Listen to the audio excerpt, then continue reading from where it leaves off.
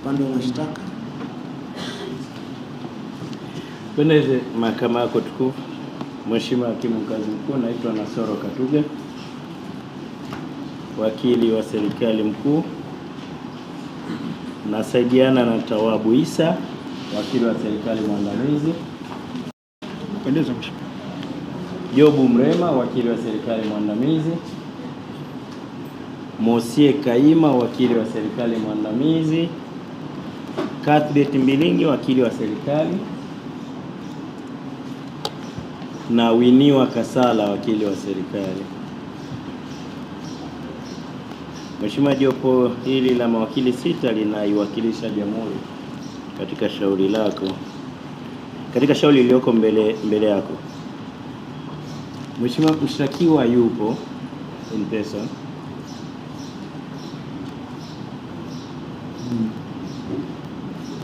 Mheshimiwa, shauri linakuja kwa ajili ya mahakama yako tukufu kuweza kutoa uamuzi mdogo, kwa maana for ruling, lakini mahakama yako tukufu ilielekeza kabla hajasoma ruling ya mapingamizi ya ahirisho kwa tarehe iliyopita,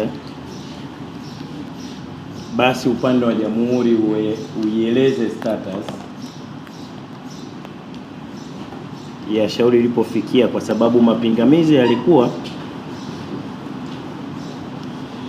ama tufute kesi au tulete taarifa, kwa maana information. Ndio mapingamizi yalikuwa ya siku hiyo, na mahakama yako ikasikiliza maombi submissions. Leo inakuja kutolea maamuzi kwa nini iliona iairisha au siairisha. Mheshimiwa, status ni kwamba kabla mahakama yako hajatoa ruling, status ni kwamba upande wa Jamhuri umeshapeleka taarifa mahakama kuu, kwa maana ya kufile information kwa mujibu wa kifungu cha 262(7) na 262(6), yani kifungu kidogo cha 6, na 263 kifungu kidogo cha kwanza, sana sana 262 subsection 6. Honorable Magistrate,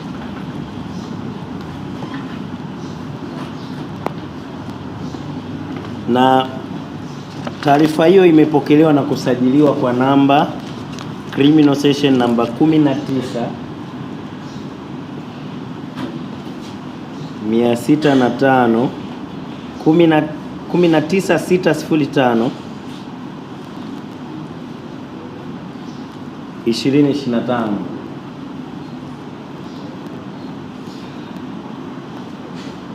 ambayo ni shauri la Jamhuri dhidi ya Tundu Antipas Lissu.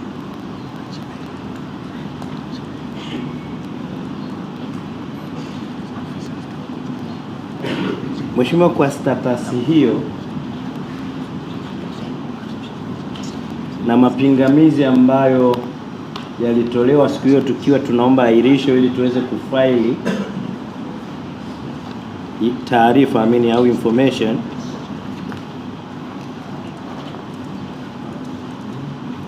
tunaona ni taarifa ambayo ililalamikiwa tarehe iliyopita na leo imesha timia kwamba tumefaili hiyo taarifa.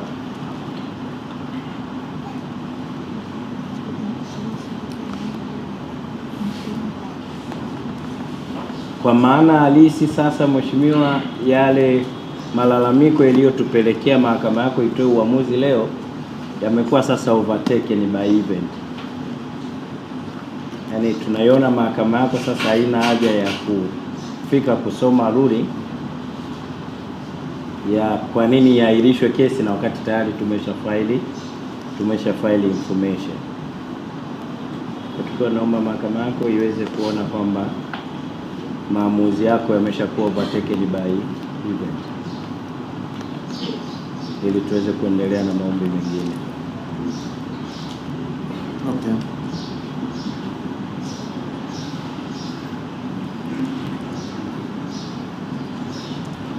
Shtakiwa.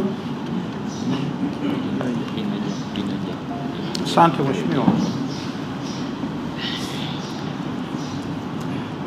Nimesikiliza taarifa ya mawakili wa serikali.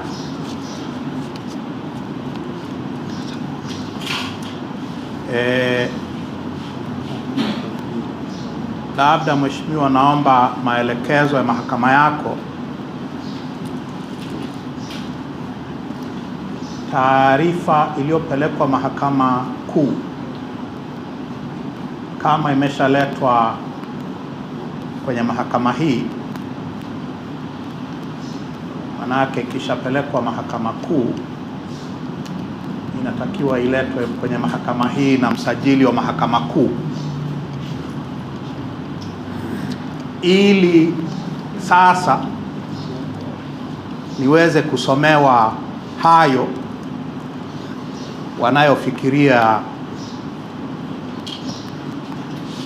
ni huo uhaini walionishtaki nao. Sasa kwa vile wakili wa serikali mkuu hajasema kama amesema, nafikiri ni sahihi, wameshapeleka, tuambie mheshimiwa kama tunaendelea leo au la, au bado hiyo taarifa haijaletwa mahakama kuu na msajili. Mheshimiwa samahani, kabla hajaendelea mwenzetu, tuliomba mahakama yako kwanza, yani ione ile ruling yake ambayo ilikuwa imetaka kuitoa leo kwamba ni imekuwa overtaken by event, yani kile kilicholalamikiwa kimefanywa kazi. Nadhani ndio ukampa nafasi ili mahakama iweze kutamka kama inasoma ruling au imesha hiyo ombi la kwamba uamuzi hauna haja ya kusomwa kwa sababu tayari umeshapitwa na wakati. Nadhani ndio ulimpa mwenzetu ili asemee hilo kwamba kuna haja ya ruling na wakati tayari kilicholalamikiwa kimefanyika. Alafu sasa ndo tuje hayo mengine ambayo anayasema. Ndio maana sisi tukasema kwanza tuanze na hilo, likishapita tuende kwenye swala zima la hayo ambayo mwenzetu ameanza kuyasemea. Nilikuwa nakuja kwenye huko mheshimiwa, wakili wa serikali mkuu umeniwahi. Endelea. Mheshimiwa, kama wamesha file information, manake ni kwamba hakuna sababu ya kusoma uamuzi kama alivyosema wakili mkuu wa serikali. Nilianza na hiyo hoja yangu kwa sababu it goes without saying kwamba kama mmetekeleza finally baada ya miezi minne mmetekeleza kile ambacho nimekidai tangu siku ya kwanza, hakuna sababu ya kusumbuana tena. Mahakama yako tukufu mheshimiwa itupe maelekezo kama file limekuja kutoka mahakama kuu, tuendelee. Mimi niko tayari.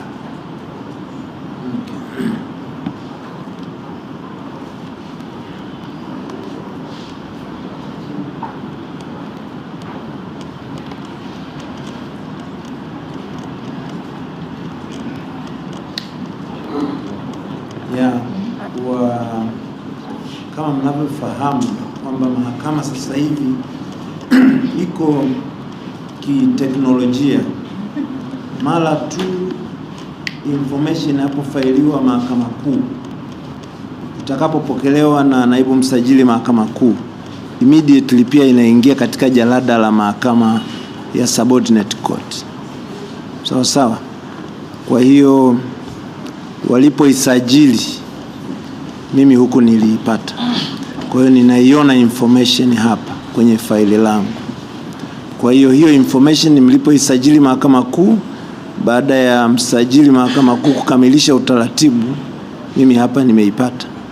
Kwa hiyo ipo hapa. Hiyo moja. Pili, kwa kuwa tayari information imekwisha somwa, imekwisha letwa, hakuna sababu ya kuendelea na kutoa uamuzi mdogo. Kwa hiyo ule uamuzi umekwisha kuwa taken over by event. Sina sababu ya kuendelea kusoma. Kwa hivyo tutaendelea kwa hatua nyingine. Information ninaiona hapa. Asante mheshimiwa. Okay. Jamhuri. Mheshimiwa Hakimu Mkazi Mkuu, tunashukuru kwa taarifa hiyo na mahakama ambavyo imedevelop kwamba tukifaili tu moja kwa moja kijalada kinashushwa au kinaonekana mbele ya mahakama yako tukufu. Lakini Mheshimiwa, kwa mujibu wa kifungu cha 263 kifungu kidogo cha kwanza cha sheria ya mwenendo wa mashauri ya jinai yani CPR. Subiri kwanza. Mshtakiwa, kesi yako ya Mahakama Kuu ni Criminal Session number 19605 ya mwaka 2025. Endelea. Mheshimiwa, kifungu hiki kinaelekeza sasa baada ya mahakama yako tukufu kupokea information, basi ita cause copy ya information na notice ya trial kwa mshtakiwa ambazo zilikuwa provided under subsection 7 of section 262. Hiyo moja. Nadhani hicho tu. Lakini pili, Mheshimiwa, ukiisoma hati yetu ya mashtaka au information au taarifa ya mashtaka tuliopeleka Mahakama Kuu, imeambatana au tuliambatisha maamuzi ya Mahakama Kuu ambayo yalikuwa ni maamuzi ya maombi namba 17059 ya 2025 mwaka 2025, ambapo ilikuwa ni mkurugenzi wa mashtaka dhidi ya Tundu Antipas Lissu. Maombi haya yalitolewa na Jaji Mtembwa tarehe 4 mwezi wa 8 2025, na kirahisi tu Mheshimiwa Hakimu Mkazi Mkuu, maombi haya yalikuwa yana nia ya kulinda mashahidi ambao sio uniformed officers, yani wale mashahidi raia,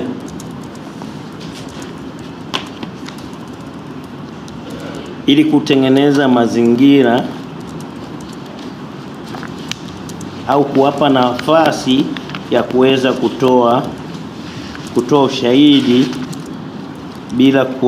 bila kuathiriwa na vitisho ambavyo walikuwa wanavipokea. Kwa hiyo Mheshimiwa Hakimu Mkazi Mkuu, maamuzi haya au nakala ya maamuzi haya tuliambatisha kwenye maombi yetu, na ndani nayo pia yanajionyesha kwenye jalada la mahakama yako.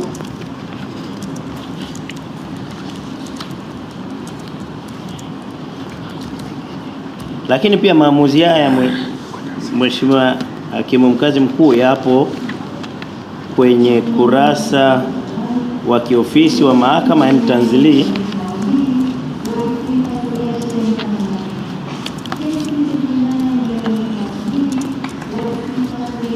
na Mahakama Kuu baada ya kuwa imeyasikiliza maombi ya Jamhuri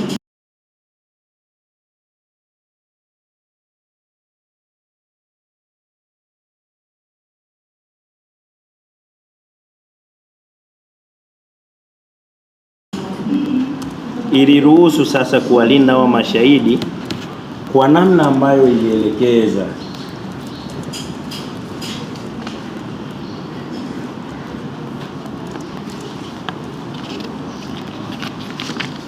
Mheshimiwa Hakimu Mkazi Mkuu, naomba nirejeshe mahakama yako kwenye uamuzi huo, kwa maana huo uamuzi niliotaja, ile ruling ya Mahakama Kuu hiyo kwenye 17/059/25. Oda zake ziko 6 mheshimiwa, ziko mwisho pale, ziko 6. Lakini specifically nisichukue muda wako mwingi Mheshimiwa Hakimu, naomba nikurejeshe kwenye oda ya 4. Mahakama Kuu kwa busara zake na kutaka kuona kwamba hawa watu hawapati wale mashahidi huru, mashahidi raia hawapati vitisho vyovyote kabla au baada ya kutoa ushahidi, ikasema wakati wa komito au trial hakutakuwa na chapisho lolote la nyaraka yoyote au ushahidi mwingine wowote utakaopelekea utambuzi wa mashahidi ambao ni raia, unless kuwe na prior leave, kuwe kuna ruhusa kabla ya Mahakama Kuu, neno lililotumika pale of the court ya Mahakama Kuu.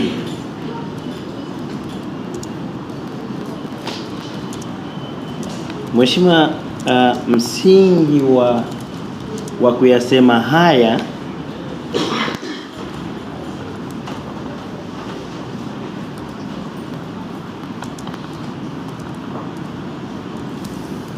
ni kwamba shauri hili linaendeshwa, shauri lililo mbele yako Mheshimiwa, linaendeshwa na kurushwa moja kwa moja dunia nzima.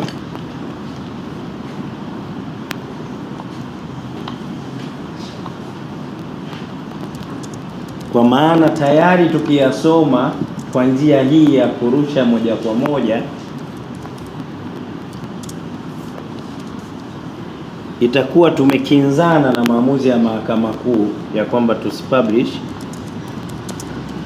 nyaraka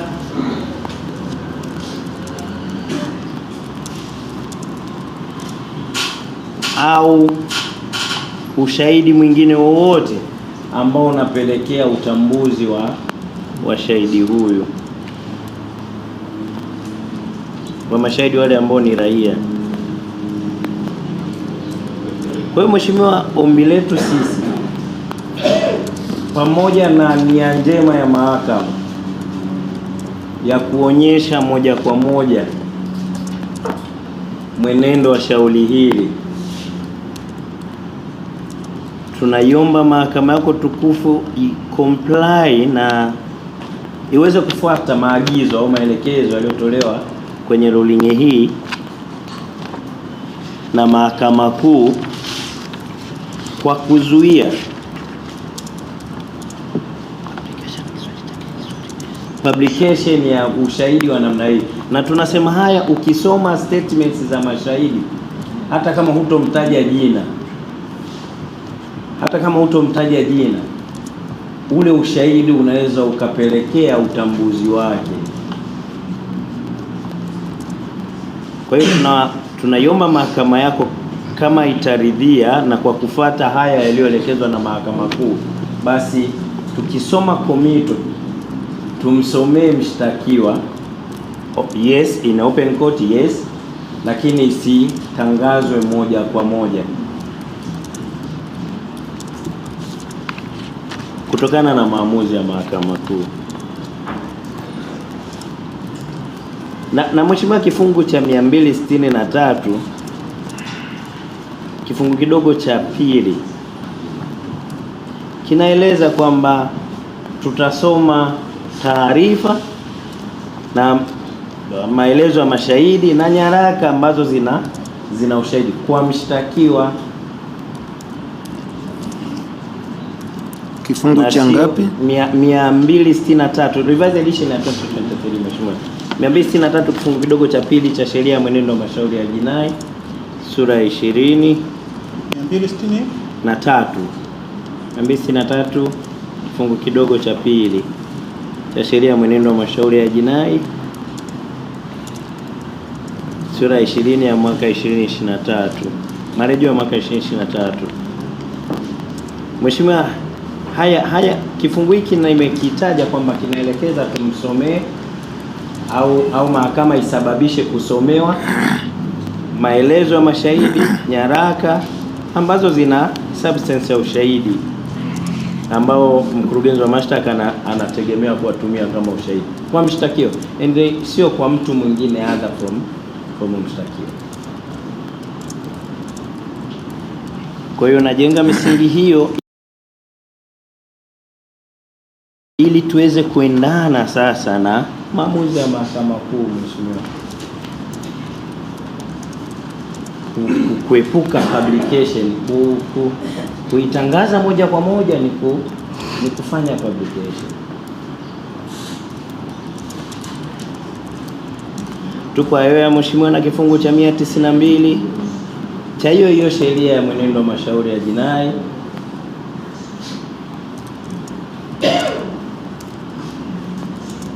mwenendo wa mashauri ya jinai sura ya 2023 inazungumzia trial na inquiry kufanyika open court, lakini kifungu hiki pia cha sheria hii kinasema vile ambavyo mahakama itaona au kuwe na maelekezo mengineyo.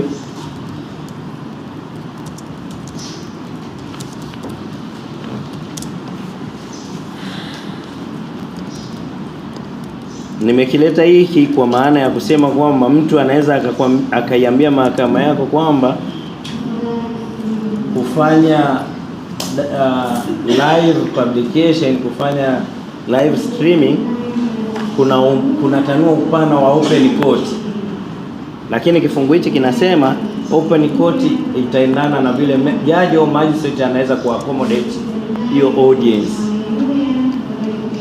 Mheshimiwa, umeweza kuaccommodate hao waliopo, lakini publication tayari maamuzi ya Mahakama Kuu yanaona haita serve purpose ya kumlinda shahidi ambao ni raia.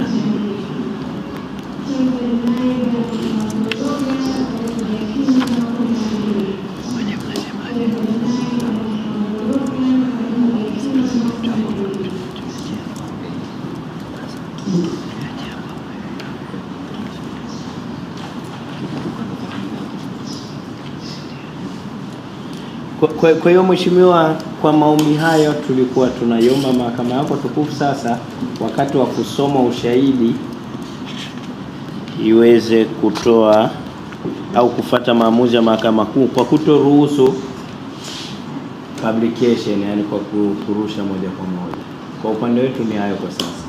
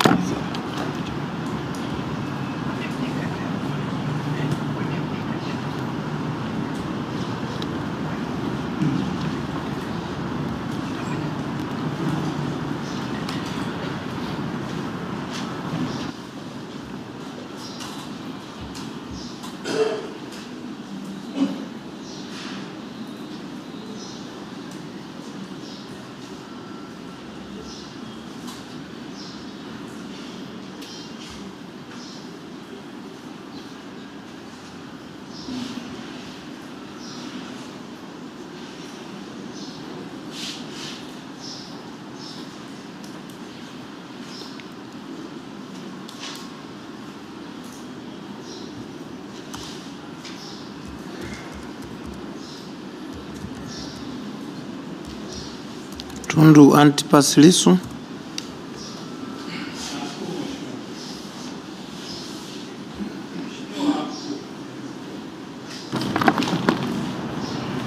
Naomba kwa heshima zote nipinge hoja na maombi ya wakili wa serikali mkuu.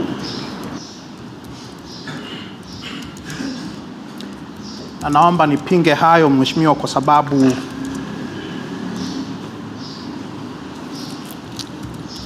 kama ambavyo nilikuwa nimehofia, sasa ile hofu yangu ya Star Chamber Court inatimia sasa. Tunaingizwa katika utaratibu ambao kesi zitafanyika gizani. Kesi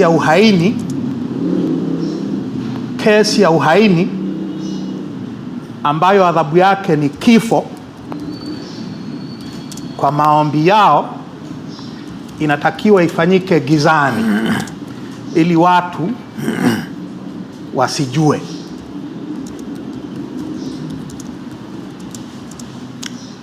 Mheshimiwa, kwanza naomba nianze na amri ya Jaji Hussein Mtembwa. Pamoja na kwamba niko gerezani Mheshimiwa,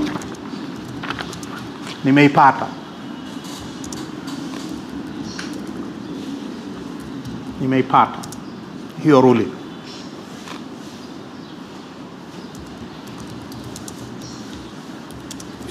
Ni Jaji Mtembwa ameamuru kitu gani,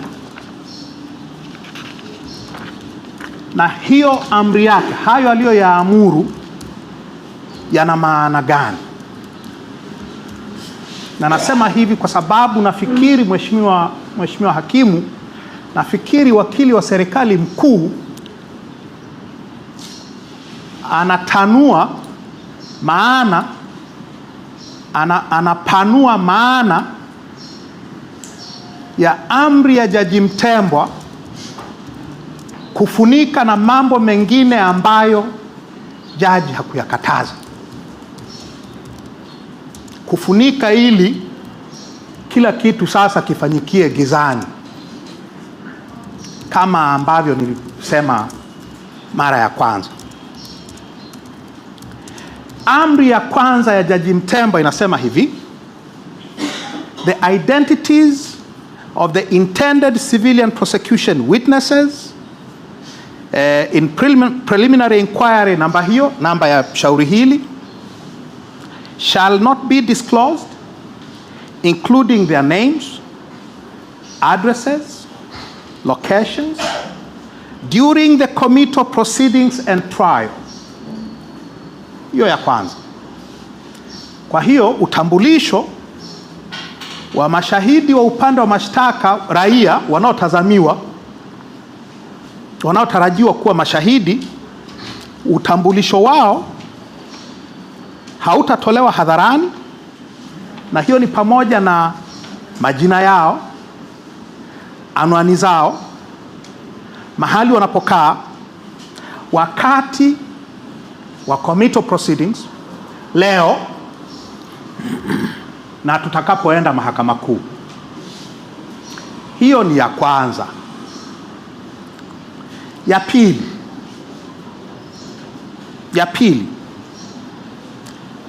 the National Prosecution Service shall arrange and conduct thorough review and assessment, screening all civilian prosecution witnesses' statements and the documents to remove or delete any names, details, addresses, or facts that, on the face of it, will potentially reveal their identities before they are read aloud during committal proceedings. Yaani, upande wa mashtaka upande wa mashtaka wao wanatakiwa waangalie, wafanye assessment, wachunguze hayo majina ya mashahidi wao kwenye taarifa zao na kwenye nyaraka zao nyingine, ili kuondoa au kufuta majina, details, maelezo, anwani au taarifa nyingine ambazo kwa kuziangalia tu zina uwezekano wa kufanya mashahidi wao wajulikane wakati yatakaposomwa kwa sauti kwenye committal proceedings. Wanatakiwa wafute hayo ili wanaposoma hapa hadharani wasijulikane, sio watuletee giza.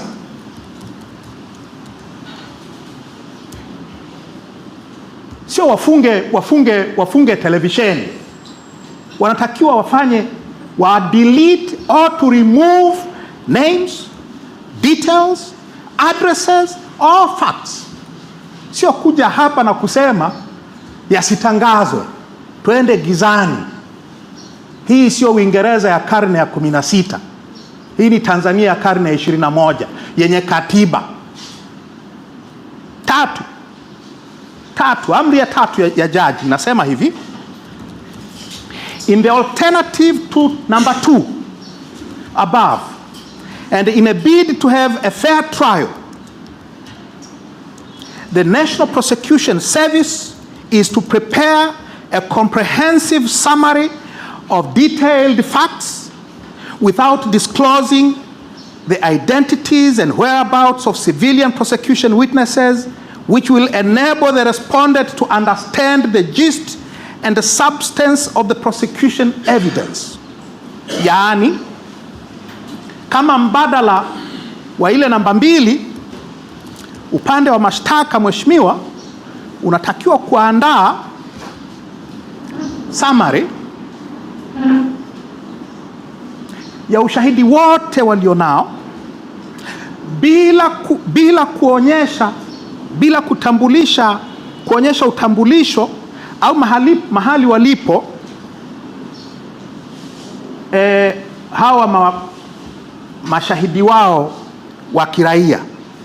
Waandae taarifa ambayo itamwezesha mjibu maombi, yaani mimi, kuelewa the substance, kuelewa msingi wa ushahidi wao. Hiyo ni ya 3. Ya 4,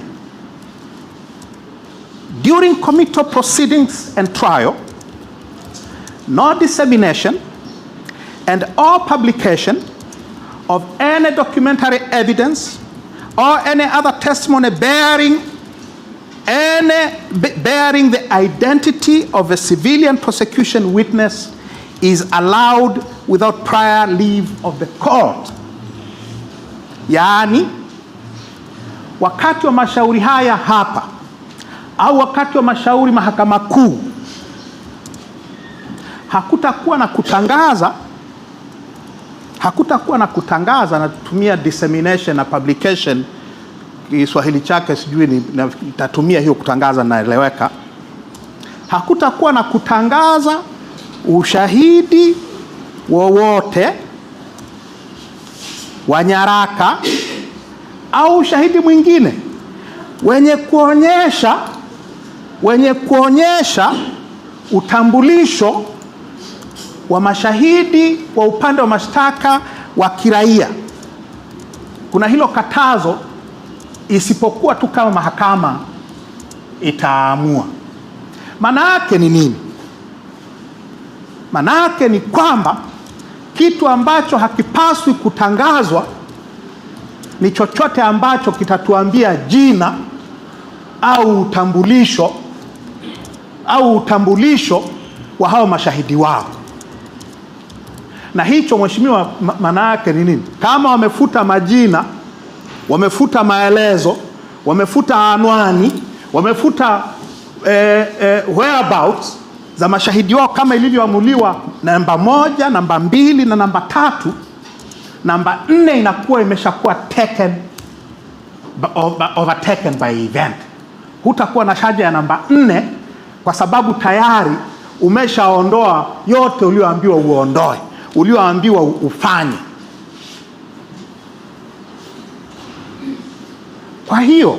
Kwa hiyo Mheshimiwa, hoja kwamba yasitangazwe, yasiwe live stream ni hoja ambayo haijaamuliwa na jaji. Jaji hajaamua hivyo. Jaji amesema msitangaze kile kitakachoonyesha utambulisho, na hamwezi mkakitangaza hicho kwa sababu tayari mnatakiwa muwe mmeshaondoa majina, mmeondoa makazi, anwani na maelezo mengine ya kuwatambulisha. Kwa this prayer, hii hoja Mheshimiwa kwamba twende gizani ni hoja ya kutupeleka kwenye kangaroo courts, ni hoja ya kutupeleka kwenye star chamber courts. Na Mheshimiwa, kwa sababu nimeisema hii sana, watu wanafikiri nazungumza maneno ya kisiasa, ngoja niseme maana ya star chamber court ni nini kwa mujibu wa Black's Law Dictionary 11th edition.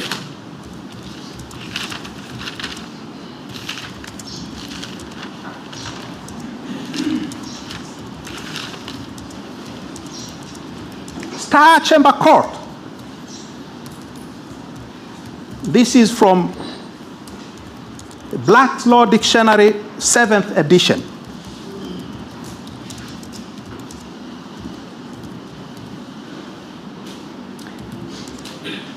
An English court having broad civil and criminal jurisdiction at the king's discretion and noted for its secretive, arbitrary, and oppressive procedures, including compulsory self-incrimination, inquisitorial investigations, and the absence of juries.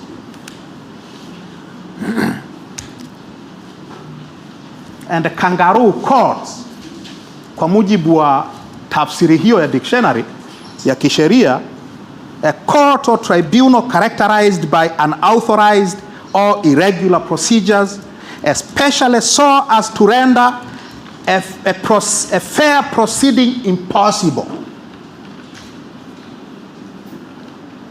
It is also a sham legal proceeding.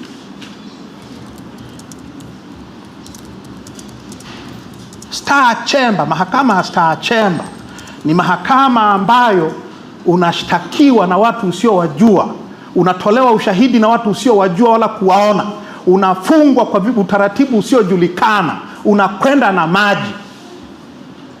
Ni utaratibu ambao kwa mujibu wa kamusi ya kisheria ni uamuzi ambao unatawaliwa na siri, taratibu za hovyo hovyo, arbitrary,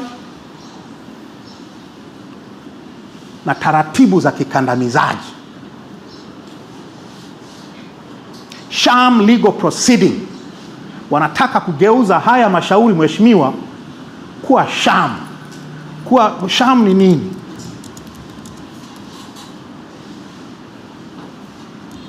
Yaani mashauri ya mchongo, yani unakwenda na maji. Sasa mshtakiwa una submit, sawa? No, I'm submitting. Kumbuka una submit na address mahakama. Na ku address Mheshimiwa. Yeah. Kwa hiyo Mheshimiwa, this is what they want. This is what this prayer is all about. Wanataka kugeuza kile ambacho jaji hakukisema, wanakipanua ili kugeuza mahakama hii kuwa a sham proceeding. Jaji hakusema not to live stream these proceedings. Hakusema hivyo. nilikuwa namalizia, naendelea na amri za jaji. Kwa hiyo amri ya 4 anayofikiria imesema tuzime televisheni, haijasema hivyo. Imesema msitangaze yale yatakayotambulisha mashahidi ambao mnataka muwafiche. Mnaita kuwalinda, ni kuficha. It is about secrecy. Amri ya 5 mheshimiwa inasema hivi: it is prohibited to disseminate or publish any information likely to disclose the civilian prosecution witnesses' location, address, residence, whereabouts, and any of their relatives or close friends. Inakatazwa kutangaza. Acha ninywe maji mheshimiwa.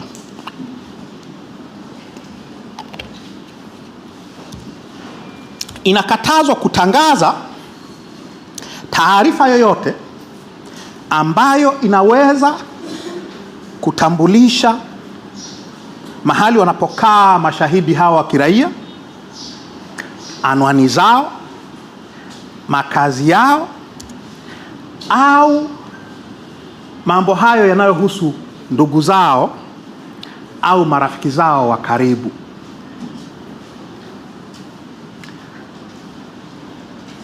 Usitangaze majina, usitangaze anwani, usitangaze makazi na vitu vya aina hiyo. Mengine yote tangaza. Na ya mwisho mheshimiwa, amri ya mwisho ya jaji inasema hivi: the republic is allowed to use pseudonyms for only civilian prosecution witnesses during committal and trial relating to preliminary inquiry number 8607. Hii wanaruhusiwa kutumia majina bandia kwa mashahidi hao tu. Kwa hiyo badala ya kuiambia mahakama yako tukufu tuzime televisheni na video na nini, wanatakiwa wawape hawa mashahidi wao majina ya bandia, kama ilivyofanyika kwenye kesi ya kwanza ya uhaini mwaka 70, kama ilivyofanyika kwenye kesi ya pili ya ushahidi mwaka 83.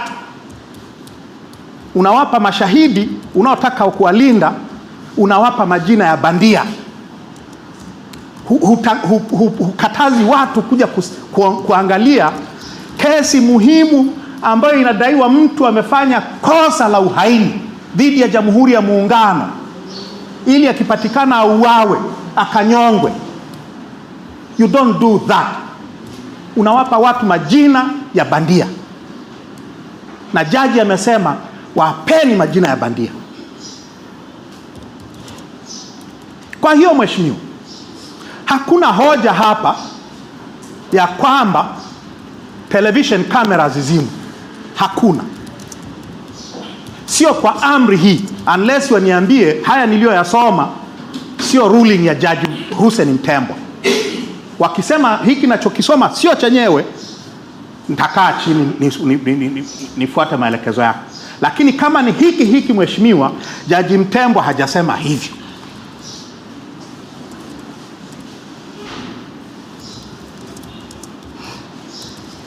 Na mheshimiwa,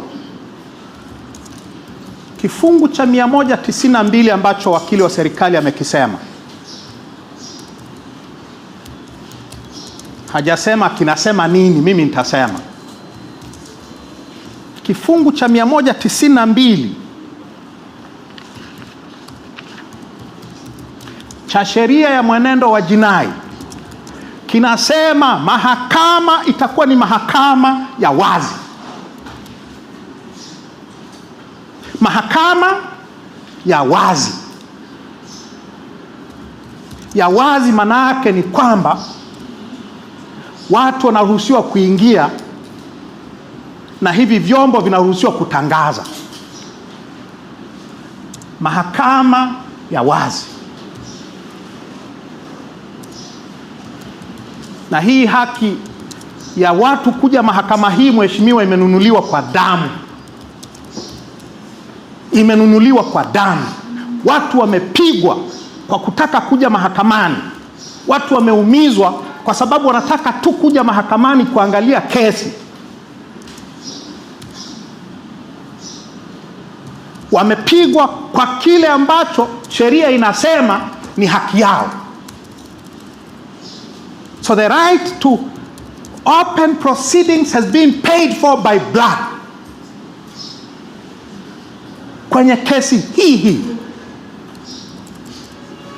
Sasa kama jaji hajaamuru hiki ambacho kinaombwa hapa, mheshimiwa, usikiruhusu.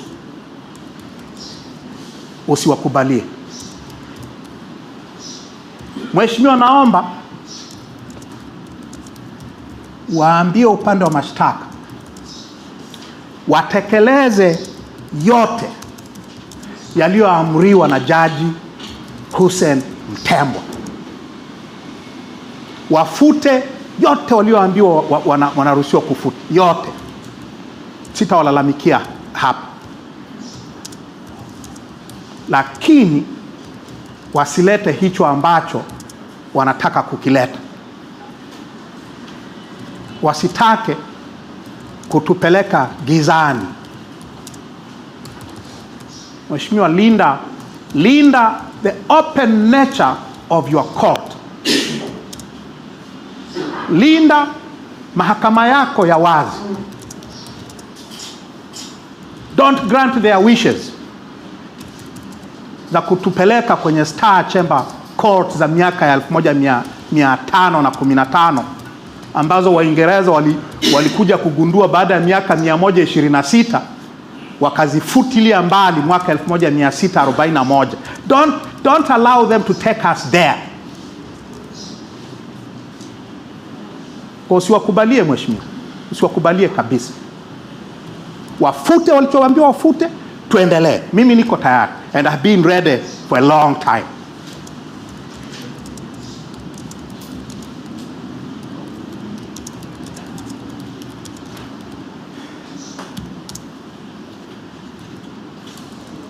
Nimemsikia wakili wa serikali mheshimiwa akisema hivi,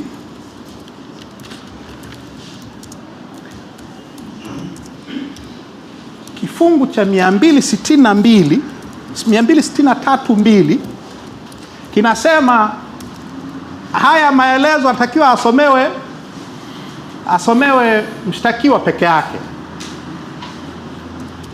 Kwa hiyo watu wote hawa hawana nini? Hawana sababu ya kuwepo hapa.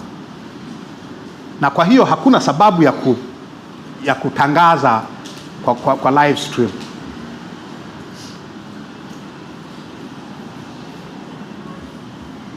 Mheshimiwa,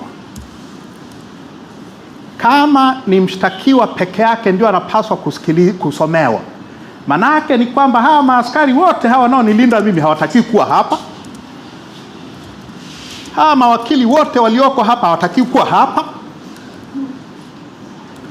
Hawa sijui kama ni maafisa wa mahakama au ni kina nani, lakini sidhani kama ni hawataki kuwa hapa. Anayetakiwa kuwa hapa kwa hiyo kwa lugha hiyo ni mimi na wao tu, labda sasa ndio watakao nisomea. Na wewe sasa mheshimiwa utakuwa kwa utaratibu gani? Kwa sababu wanasoma wao, wananisomea mimi.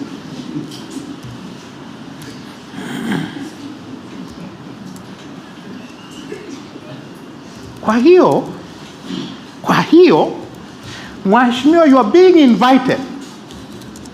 being invited to do something which will utterly destroy the credibility of these proceedings, that will utterly destroy your own credibility, that will render justice impossible.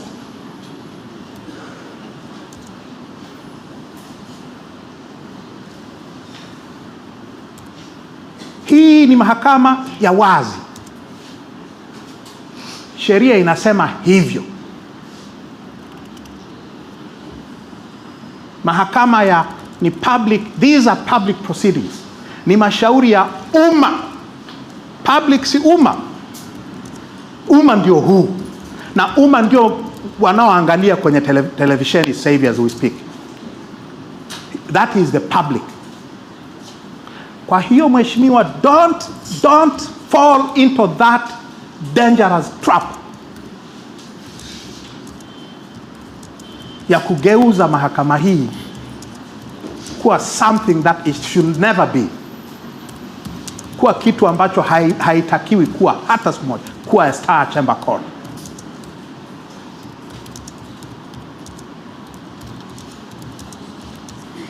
Ya kwangu ni hayo mheshimiwa.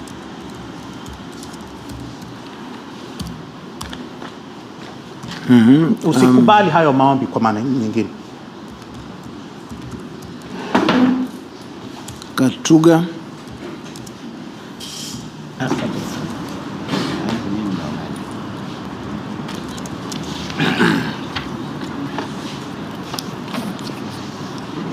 Tumesikiliza yale ambayo mwenzetu anayasema kupinga hoja ambayo sisi tumealika mahakama kwenye maamuzi ya mahakama kuu. Ila kitu kimoja nimekipenda na kukichukua kwamba swala la kulinda mashahidi sio swala la kwanza. Kesi ya kwanza ya uhaini ameturejesha ya Katibu Gandhi, hakuitaja, lakini ile ya mwaka 70 ni ya Katibu Gandhi kwamba kulifanyika witness protection. Yani siku zote nilikuwa najua analalamika yeye ndio kesi yake ya kwanza kufanywa witness protection. Lakini mheshimiwa ameappreciate kwamba hii kesi sio ya kwanza. Hakujawahi kuwa na lalamiko la kufanya witness protection kwamba ninakuwa Star Chamber Court kama anavyoziita. Kumbe anajua yeye sio wa kwanza. Na yeye ni msomi mzuri. Anaturejesha kwenye vitu vipo kisheria.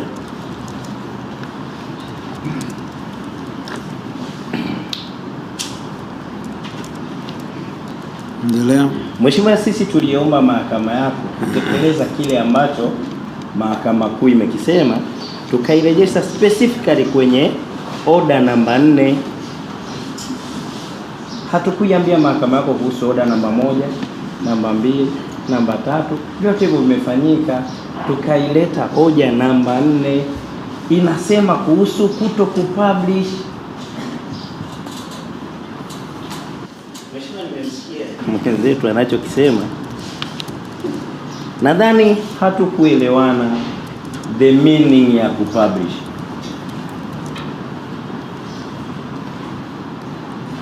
Ziko tafsiri kutoka sehemu mbalimbali the meaning of publication. Hadi kwenye cyber crimes zipo. Sitaki kuliopa kwa sababu itakuwa ni new issues kwenye rejoinder. Lakini publication tuliokuwa naisemea sisi ni ile kukifanya kitu kiwe public, yani kiwe kwenye jumuiya. Sasa mheshimiwa, kama hii alisema, mheshimiwa jaji alisema hakutakuwa na publication. Mwenzetu anasema mheshimiwa hapa kuzuia live streaming.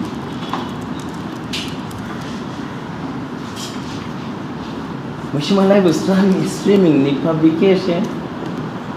Ndio hiyo tulikuwa tunaisemea sisi, ni publication.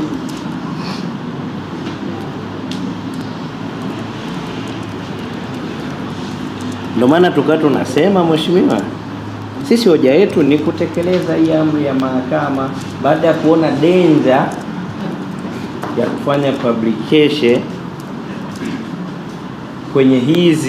kwenye ushahidi wowote. Mheshimiwa imesema document or any other evidence in relation ambayo itapelekea kujulikana kwa mara ya kwanza. Mheshimiwa, kama mwenzetu alitusikiliza vizuri, tulisema hivi, tunaposoma maelezo ya mashahidi, mbali na kutumia kutumia majina bandia ambacho ndio kimefanyika, ataona maelekezo ya jaji yametimizwa hivyo, mbali ya kutokutaja locations zao, specific locations, lakini kuna ushahidi ambao tuliambia mahakama yako, kwa sababu yenyewe ndo basis ya ushahidi, substance ya ushahidi ambao ndo tunatakiwa tuusome.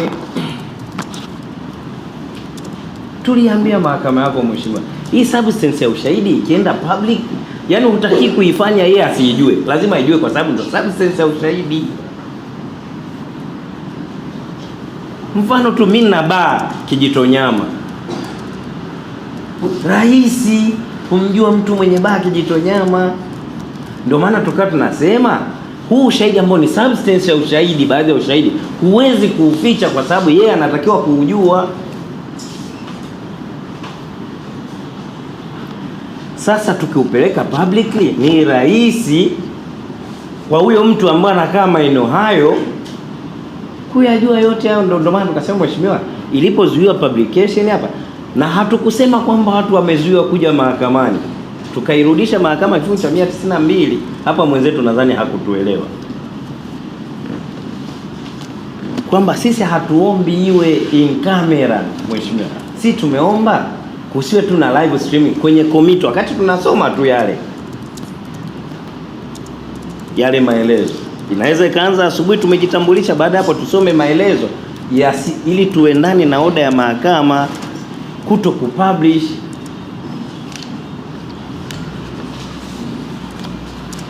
Kwa sababu statement nyingine huwezi ukaificha to the extent kwamba kwa mtu ambaye anajua either maeneo hayo au mkoa huo atajua huyu ni nani. Huwezi kuificha. Ukificha unaficha substance ya ushahidi mzima ambao hatutakuwa hatusave purpose ya kifungu cha 263 kifungu kidogo cha pili, kwa sababu kinataka substance ya ushahidi wake usomwe.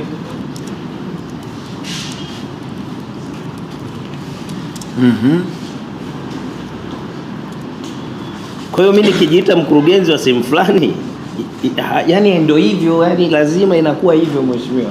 Inakuwa rahisi kujulikana, uwezo ukaficha hicho, kwa sababu ndio substance ya ushahidi.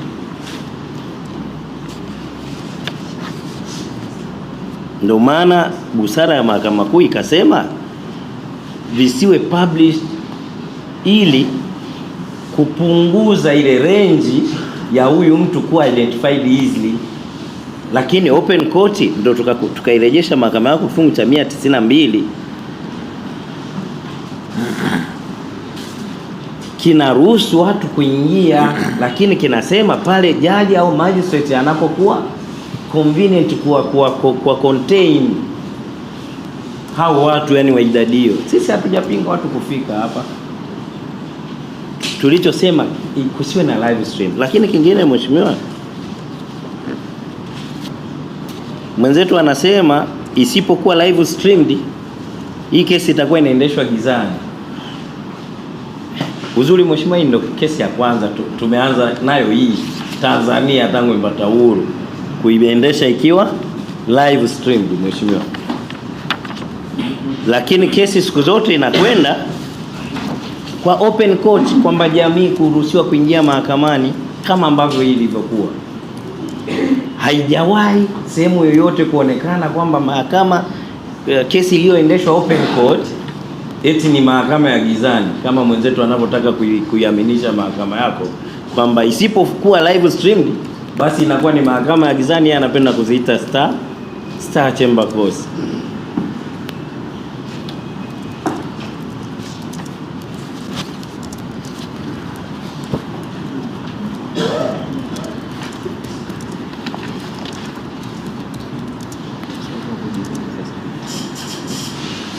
Lakini mheshimiwa, nimemsikia kitafsiri hizo star chamber course zake anazoziita. Mimi si nani sana, kwa sababu sijaona hapa kwetu kwenye existence ya star chamber course.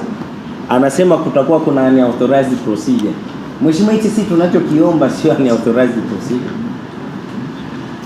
Mheshimiwa, tunachokiomba kimetolewa na mahakama kuu, tusipublish.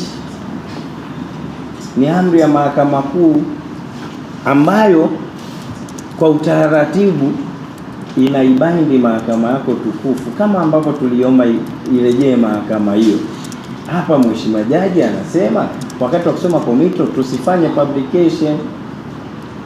Kwa hiyo ni maamuzi ambayo yanaibaindi mahakama yako tukufu mheshimiwa, sio kwa maoni ya mshtakiwa ati kwamba publication sio live stream. Hizi live stream sio publication.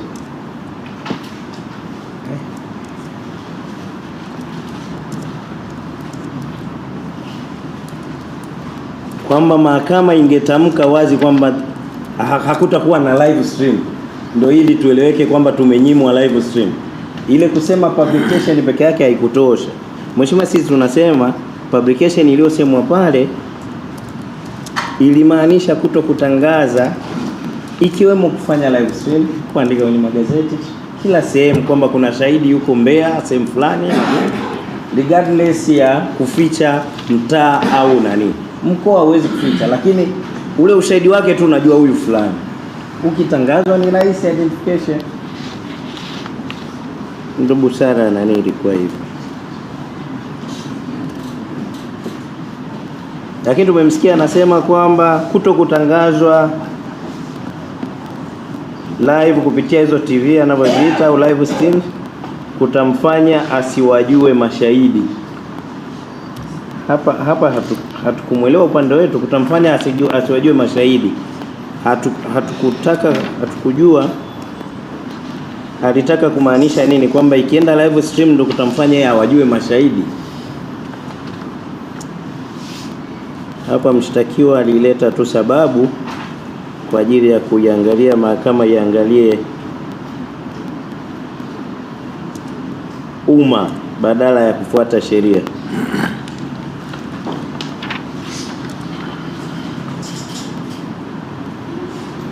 Mheshimiwa, nadhani pia mwenzetu hakutuelewa tulipoialika mahakama yako kwenye kifungu cha 263 fungu dogo cha pili kikisema kwamba maelezo ya ushahidi yatasomewa mshtakiwa.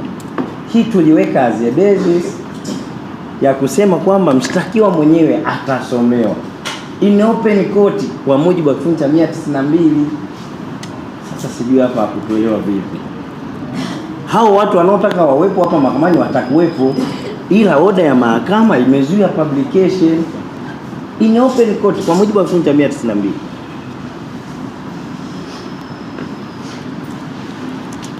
Hatuna sehemu tulisema kwamba asiwepo wakili, asiwepo mheshimiwa. Alafu sasa mheshimiwa tena anasema wewe mheshimiwa utakuwepo vipi? Mheshimiwa, kifungu hiki kinasema mahakama shall cause to be ready. Mahakama shall Mheshimiwa mwenzetu ni sio layman wa sheria, anakijua hichi kifungu kinachosema. Sasa mahakama ndio inayosababisha yasomwe, alafu eti unaambiwa hutakuwepo, hutakuwa na mamlaka ya kuwepo.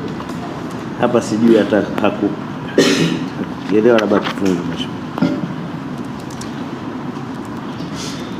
Na asilimia kubwa mheshimiwa, kokote sisi tulikuwa tunaongelea sheria, maamuzi ya mahakama kuu ambao kwetu ni sheria pia.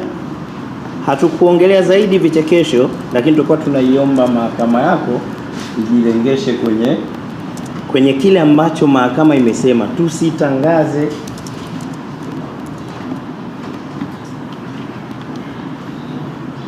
Na hakuna sehemu yote sisi tunaitaka mahakama yako tuigeuze iwe kitu ambacho hakitakiwi kuwa.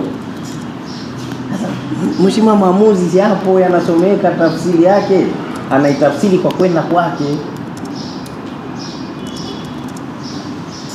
Lakini mahakama yako tukufu kwa busara itatafsiri maamuzi ya mahakama.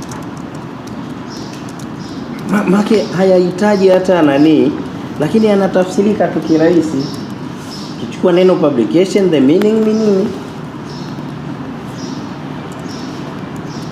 Na kama tulivyosema kwamba tunachosema kwamba kuna vingine huwezi kuvificha, ukivisoma lazima vitalidi identity kwa mtu ambaye, yani sasa tukiweka kwenye upana wa jamii kwa ujumla.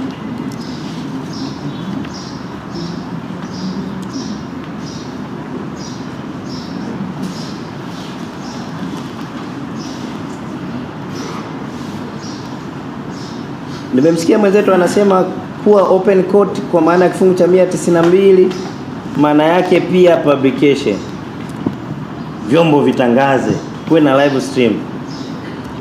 Mheshimiwa, open court iliyotafsiriwa hapa kwenye kifungu cha 192 ni ukumbi wa wazi wa mahakama.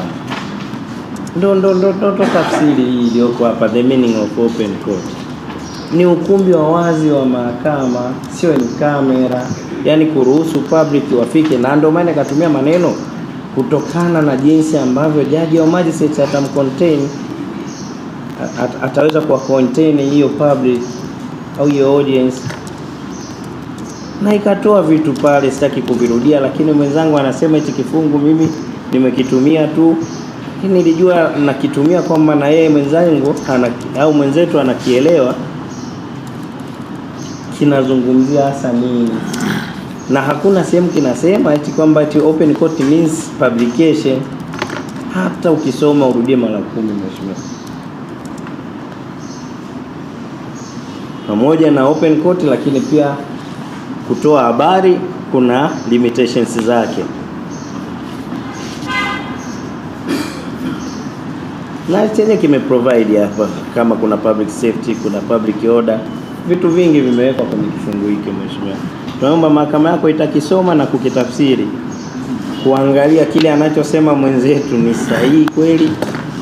Kifungu cha 192 kinamaanisha publication au ni sahihi kwa kile ambacho sisi tumekisema.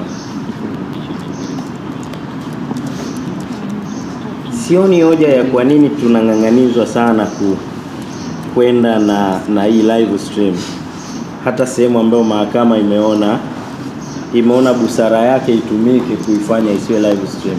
Sioni sababu. Kuhusu ya kwamba sijui kesi itakuwa gizani ya uhaini, hakuna hicho kitu. Ni kesi ambayo iko open.